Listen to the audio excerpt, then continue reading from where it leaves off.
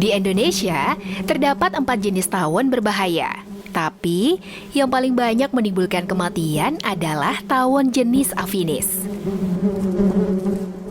Adip, kamu ngapain? Aku mau lihat sarang ini. Ada madunya apa enggak ya?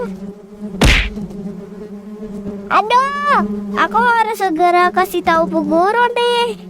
First Aid, sengatan tawon dan lebah. Loh, Adip kenapa? Adip disengat tawon, Bu. Waduh, jika disengat tawon atau lebah, pertolongan pertama yang harus dilakukan adalah mengompres dengan es atau air dingin. Maaf ya, Bu. Tadi Adip iseng lempar batu ke sarang tawon. Sengatan tawon itu berbahaya loh, karena bisa menyebabkan bengkak pada paru-paru dan gagal ginjal sampai kematian. Kalian nggak boleh mengganggu rumah mereka. Memang tawon dan lebah apa bedanya, Bu? Tawon dan lebah memiliki sifat yang berbeda. Saat menyengat, sengat tawon tidak patah, tapi sengat lebah patah saat menyengat. Tawon yang menyengat berjenis kelamin betina, sedangkan lebah berjenis kelamin jantan. Tawon itu pemakan segalanya, tapi lebah hanya memakan putik bunga. Tawon tidak menghasilkan madu, tapi lebah menghasilkan madu. Sengatan tawon dapat mengakibatkan akut lung edema atau paru dan akut kidney injury atau ginjal.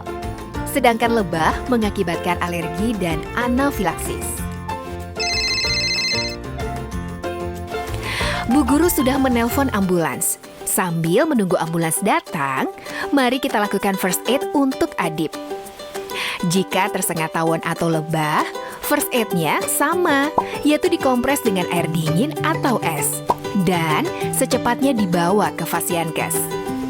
Jika lukanya sudah dikompres selama 5 sampai dengan 10 menit, maka lakukan rawat luka agar tidak terjadi infeksi sekunder.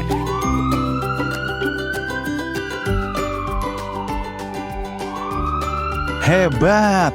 Kalian sudah memberikan first aid dan membawa Adip tepat waktu ke puskesmas. Tawon bisa menimbulkan kematian akibat envenomasi, atau masuknya racun, atau venom ke dalam tubuh manusia.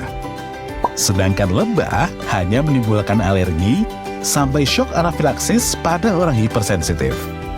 Jadi, kematiannya karena shock anafilaksis, bukan karena envenomasi. Pada fase lokal setelah sengatan, hanya ada nyeri, pembengkakan, dan kemerahan.